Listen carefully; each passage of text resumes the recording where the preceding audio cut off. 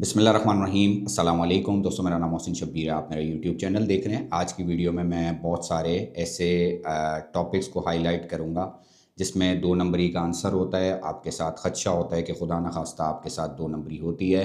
देखें, वो जो यानी कि डेली बेसिस पे सैकड़ों डीलें मार्केट में हो रही हैं, जिसमें ट्रस्टेड ब्रोकर भी हैं, ट्रस्टेड रियल इस्टेट एजेंट भी हैं और लोग यानी कि अच्छे बुरे सब में पाए जाते हैं। तो वीडियोस का मकसद ये नहीं होता दोस्तों हरगिज़ कि मैं मतलब ऑल ओवर ही सारे गंद की बात करता रहता हूँ या मैं आप लोगों को अक्सर मसला ये है कि कुछ ऐसे अनासर होते हैं हर फील्ड में, और कुछ ऐसे लोग हर माशरे में ज़रूर मौजूद होते हैं जो खुदा न खास्ता दो नंबरी से बाज नहीं आती, जिनका असल यानी हलाल हराम से भी कोई ताल्लुक़ नहीं होता और उनका असल फ़ोकस सिर्फ़ और सिर्फ आपको डसना होता है या आपको आपकी ज़िंदगी भर की जमा पूंजी से महरूम करना होता है।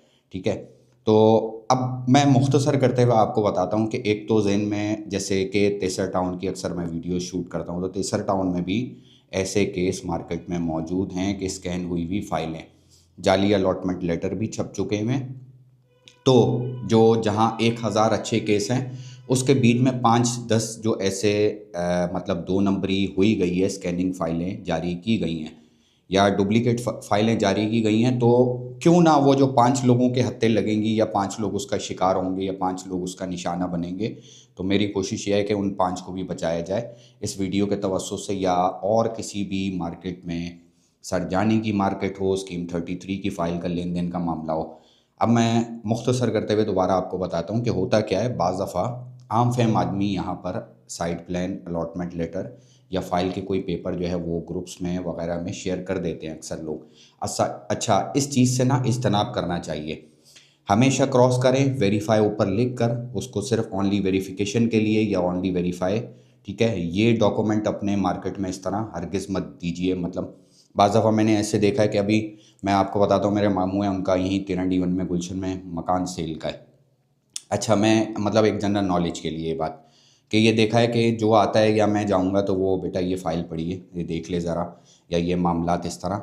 तो कहने का मकसद ये है कि फ़ाइल को एक तो हर किसी के सामने पेश नहीं किया जाता, ठीक है? किसी की नीयत पे शक भी नहीं किया जा सकता, लेकिन आजकल जिस तरह के हालात हैं तो अलर्ट करना मेरा काम है और बचाव ज़रूरी है, बचना चाहिए। मतलब जेन्युइन फ़ाइल को आप फ़ौरन उठा के सामने नहीं रख देते, ठीक है? सबसे पहले तरीक़ाकार क्या होता है, मैं आपको छोटा सा प्रोसेस बता देता हूँ कि सबसे पहले जो एंड यूज़र होता है या बिल्डर है या जो भी इन्वेस्टर है वो आपके सामने आएगा, तो सबसे पहले सेटिस्फेक्शन होगी रेट के ऊपर, आपकी डील डन होगी। आपस में बहसो मुबाहिसे जो भी है, मतलब डेडलाइन या बॉटम आप कह लें, जो भी रेट तय होगा वो तय होने के बाद आप टोकन, एक लाजमी मुतालबा होता है कि जो बायर होता है उसकी तरफ से एक टोकन दिया जाता है जिसके बिहाफ पे, यानी कि बिहाफ ऑन वेरिफिकेशन, ठीक है, वेरिफिकेशन के बिहाफ पे टोकन जो है वो टोकन मनी दिया जाता है पार्टी को, सेलर को, उसके हैंड ओवर किया जाता है, उसके बाद उसकी एक कॉपी ले ली जाती है। अच्छा, ये जेन्युइन प्रोसेस है, ये ज़हन में रखिएगा, ये क्लियर कट प्रोसेस है। इसी तरह होता है कि सबसे पहले आपका रेट डन होता है, रेट डन होने के बाद आप कोशिश ये करें, हद इम्कान कोशिश करें, ट्रस्टेड लोग ऐसे हैं, यानी कि मैं भी डील कराता हूँ और उसमें बाज़ दफ़ा ये होता है कि हमारा एक फ़ोन पे डन हो जाता है। मतलब मैंने यहाँ बायर से अगर बात की है या सेलर से बात की है तो ट्रस्टेड मेरे आदमी हैं या मुझ पे ट्रस्ट करने वाले या मैं जिन पे ट्रस्ट करता हूँ, तो कोशिश ज़्यादा करें कि अपने चेन के बीच में ट्रस्टेड लोगों से काम करें।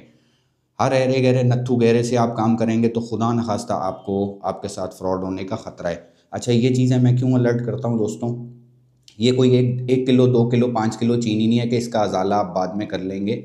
इसमें खुदा न खास्ता जब मामलात गलत की जानिब जाते हैं तो फिर ये मामलात भी बहुत बड़े हो जाते हैं, यानी कि इसमें रकम जो है वो पूरी करना भी बहुत बड़ा मुश्किल काम हो जाता है। और इसीलिए ये कोई, यानी फिर से कह रहा हूँ कि चीनी पत्ती का मामला नहीं है कि छोटे मोटे मामलात हैं, आप देख लेंगे या आप कर लेंगे। वो जो आपकी अपनी रकम हो या लेने वाला जो भी है उसकी रकम अगर दाव पे लग गई तो फिर ये केस भी लंबे लंबे हैं। तो शुरू में ही क्यों ना एहतियात कर ली जाए। क्रिस्टल क्लियर काम क्या है कि मेरा काम है कि मैं ऑनर से सारी इन्फॉर्मेशन लेकर, ठीक है, कोई चीज़ हिडन नहीं, इसमें एहतियात ये होती है कि कल बोल दूंगा, परसों बोल दूंगा, मिस कमिटमेंट जो है बहुत ख़तरनाक है इस काम में। मैंने काफ़ी लापरवाही देखी है ब्रोकर हजरात में कि वो मतलब ऐसे, मतलब जैसे बिल्कुल हलवा है और बाद में हाथ खड़े करके खड़े हो जाएंगे सामने कि यार मैं क्या करूं, मेरा क्या कसूर इसमें। तो एहतियात बहुत ज़रूरी है। बहरहाल टॉपिक पे दोबारा आता हूँ कि पहले आपका रेट तय होगा, रेट तय होने के बाद फिर ज़ाहिर है एक टोकन की मद में आप उसमें भी चेक जो है ना, चेक दोस्तों, चेक अक्सर लोग दे देते हैं लेकिन बहुत सारे मामलात होते हैं, मैं इसको रिलायबल नहीं समझता, इसको अच्छा नहीं समझता। या कैश हो या पीओ बने तो वो ज़्यादा बेहतर है। वजह यह है कि कैश अपना चेक के अंदर फिर अगले दिन कोई ना कोई रखना है, बैंक की तरफ से साइन यूँ है, फलां है, ये है, वो है मामला, तो मैं इसको मतलब खाली चेक भी पकड़ा कर, ऐसे भी लोग हैं। अब काफ़ी लोग नीचे कमेंट में मुझे बोलेंगे, देखें भाई यहाँ पर तो बड़ी सख्त एफआईआर भी है और नाकाबिले ज़मानत उस पर वारंट गिरफ्तारी भी है और ये वो, तो कानून का आपको पता है, कानून के हालात आगे इधर सब कुछ दे दिला के हो जाता है, तो उस तरफ कोई जाता ही नहीं है। यहाँ पर मामलात ये हैं कि यार अगर चेक बाउंस भी हुआ है तो उसके ऊपर कानूनी चाराजोई जो भी करनी है वो छोड़ो यार, हम इतना टाइम थोड़ी है किसी के पास, तो बेहतर ये है कि पहले ही सॉलिड काम कर लो, या पीओ बना दो ऑनर के नाम का या कैश ले लो। ये मतलब मैं एक जनरल नॉलेज के लिए वीडियो जो है वो शूट कर रहा हूँ, आपको बता रहा हूँ कि मैंने ज़्यादा चेक जो है वो यही देखें कि आड़े टेढ़े मसले मसाइल ही रहते हैं उसमें। अगले दिन फिर बायर फ़ोन कर रहा है, फिर ख्वारियाँ हो रही हैं, फिर कोशिश करें कि कड़क काम हो और सीधा सीधा काम हो। अच्छा, बहरहाल आपने टोकन दिया, टोकन के बिहाफ पे आप जो वेरिफिकेशन के लिए डॉक्यूमेंट हैं उसकी एक कॉपी करा लें। कॉपी को कोशिश करें कि वेरीफाई करें, कुछ एक्सेप्टेबल नहीं होती, कुछ जगहों पे ये होता है कि क्रॉस जो वेरीफाई यानी ऊपर आप क्रॉस करते हैं पेन से, वो वेरीफाई नहीं होती। कुछ जगहों के रूल होते हैं, हर जगह ये नहीं है, कुछ कुछ जगहों पे रूल होते हैं कि आप फ्रेश कॉपी देंगे और फिर उसी के बिहाफ पे वेरिफिकेशन होगी। ये हर इदारे का, या आप कह लें कि कोऑपरेटिव हाउसिंग सोसाइटीज़ या हाउसिंग सोसाइटीज़ जो हैं उनके अलग अलग रूल हैं। खैर आगे बढ़ते हैं दोस्तों, और इसके अंदर जब वेरीफाई हो जाता है फिर एक 10% पार्ट पेमेंट का जो नाम दिया जाता है, एक टाइम डिसाइड होता है। सबसे पहले क्रिस्टल क्लियर आप सारी बातें कर लें, ये सारी चीज़ें मेरे आप हैंड ओवर करेंगे, इसमें ये काम होगा, ये सारी बातें, कुछ चीज़ें हिडन मत रखें, आखिर में जाके फिर दस्तों गिरवा होते हैं, फिर लड़ाई भी करते हैं बाज़ दफ़ा, यानी लड़ाई की तरफ जाती है बात, तो कोशिश करें कि क्रिस्टल क्लियर काम करें। अच्छा, मैं आपको जो बात बता रहा था असल के 2 नंबरी क्या है कि जैसे तेसर में मैंने बताया कि अलॉटमेंट लेटर और जाली फाइलें मार्केट में घूम रही हैं। अब कौन उसका शिकार होता है, अल्लाह ताला सबको हिफ्ज़ व अमान में रखे, और साफ़ सुथरा काम करने वालों की भी कमी नहीं है, नेक नियति से काम कर रहे हैं। अच्छा, इसमें मैं एक चीज़ बताऊं, मैं कोई आलिम फाजिल नहीं हूं, मैं एक जनरल बात कर रहा हूं दोस्तों। ये चीज़ है और मैंने 7 लाख रुपए 10 लाख रुपए की चीज़ है मिसाल के तौर पे, जब तक मेरे पास पूरी अमाउंट नहीं हो तो ये मुझे नहीं पता कि एक टाप जो होता है ना, अब टाप का मैं जिक्र करने लगा हूँ। पहले तो मैंने आपको बताया पहला स्टेप क्या है कि कभी भी डॉक्यूमेंट, यानी ट्रस्टेड लोग हैं वो आपको डॉक्यूमेंट शेयर कर रहे हैं तो सही है, अदरवाइज़ इनके ऊपर टोकन मत। अभी मेरे एक दोस्त बता रहे हैं कि उनके 80,000 रुपये फंस गए हैं। 50,000 रुपये एक बंदा लेके स्लिप हो गया डॉक्यूमेंट दिखा के, और 30,000 रुपये एक बंदा स्लिप हो गया है।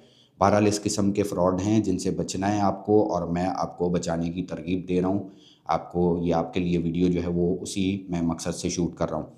दोबारा बात करूँ कि उसके बाद जो दूसरा आपको बता रहा था कि अब एक, मैं गैर आलिम और मैं ज़ाहिर है मैं आम फहम आदमी हूँ, और इसमें क्या होता है कि जब तक मेरे पास 7 लाख रुपए पूरे नहीं हैं, मुझे नहीं मालूम कि आप बेहतर जानते होंगे या आप खुद अपना दिमाग लड़ा के कह सकते हैं कि मैं ये चीज़ जब तक पूरी लेने का मतलब कायल हूँ, मेरे पास पेमेंट रेडी है, 7 लाख रुपए की ये प्रॉपर्टी है, ठीक है। अब मैं 1 लाख रुपए आपको देकर मैं आपसे टाइम ड्यूरेशन बिल्कुल ले सकता हूँ 15 दिन का, क्योंकि मेरी हैसियत है, मेरी औकात है ये चीज़ लेने की।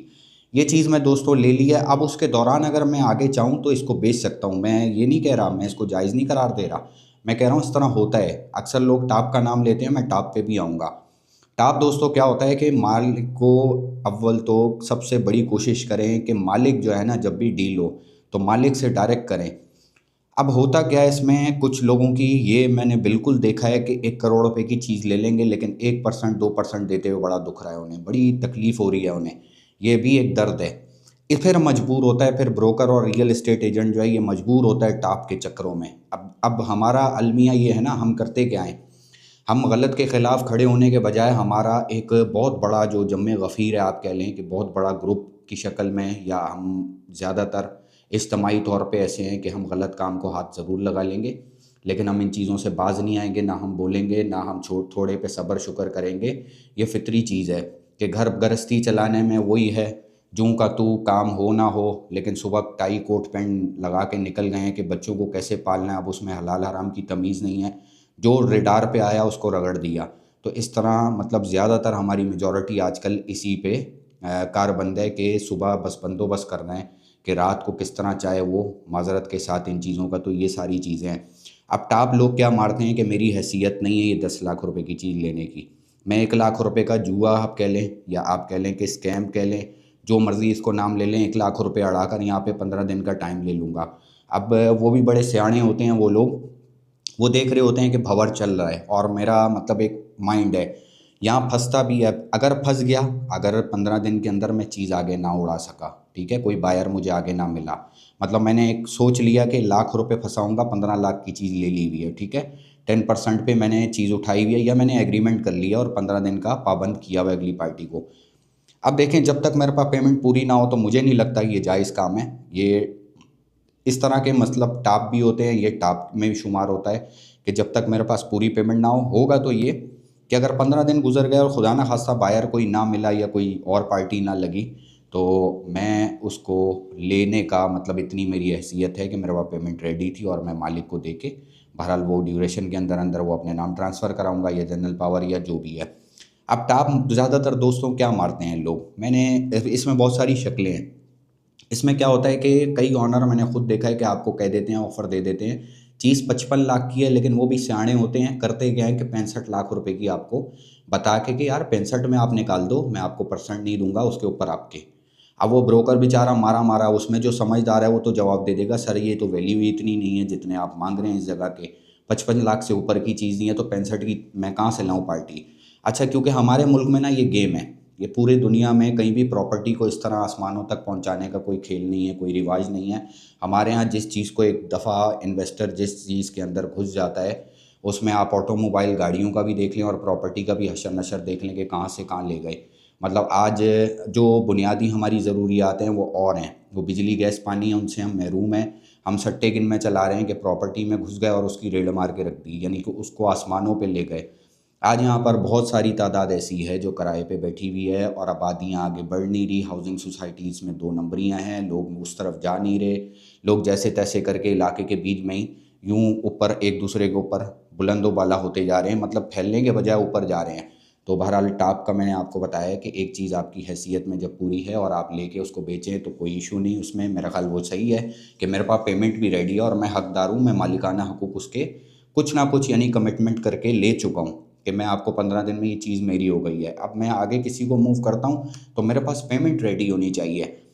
इसमें जैसे मैंने आपको टाप बताया कि एक तबका ऐसा है कि उनका कमीशन से कोई ताल्लुक़ नहीं होता, अब ये बिल्कुल अलग है।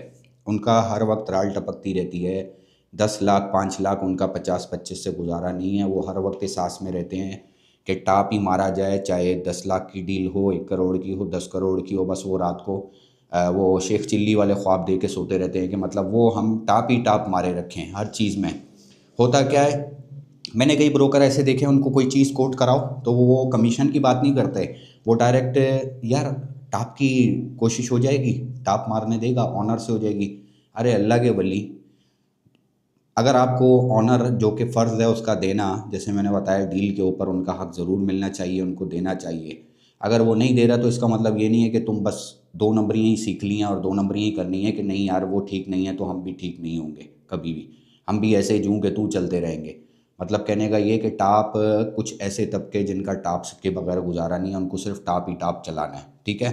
कुछ ऐसे हैं कि 1 लाख रुपए का सट्टा खेल लेते हैं, 1 लाख जेब में पड़ा हुआ है और 10 लाख की फाइल उठा ली हुई है।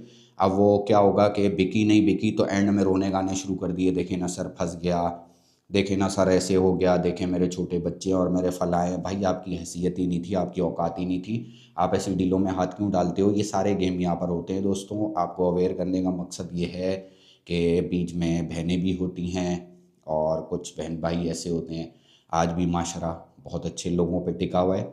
ट्रस्ट को बहाल करने की ज़रूरत है। अगर कोई माँ के पेट से यानी कि धोखे खा कर नहीं आया हुआ कि वहाँ से, और वो बाय बर्थ ही ऐसा है, ठीक है, धोखे जो लोग आप पे ट्रस्ट नहीं करते, तो मैं अक्सर एक बात कहता हूँ कि यार इसका कसूर नहीं है, बेचारा कहीं से डसा हुआ है, यानी इसको कहीं ना कहीं से किसी ने कोई डस दी हुई है जिसकी वजह से ये बेचारा ये करने पे मजबूर है, ये आप पे भी ट्रस्ट नहीं कर रहा।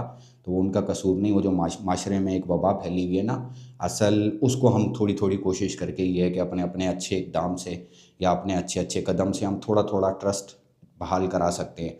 मिसाल के तौर पे मेरी अपनी ज़ात से अगर कोई डीलें होती हैं तो मैं पूरी कोशिश करता हूँ कि अगले को ट्रस्ट के अंदर रखूँ, उनको क्लियर कट बताऊँ, उनको सामने बिठाऊँ। जो भी डील है वो ऑनर के सामने, यानी ऑनर चाहे जो भी कर ले, आपको आपका सिर्फ हक से मतलब है, जो आपका हक है वो आपको मिलना चाहिए। अल्लाह ताला हम सबको बचाए। इस तरह की बहुत दो नंबरियाँ हैं दोस्तों। मज़ीद कोई कमेंट में आप पूछना चाहें तो मैं हाज़िर हूँ आप दोस्तों के सामने।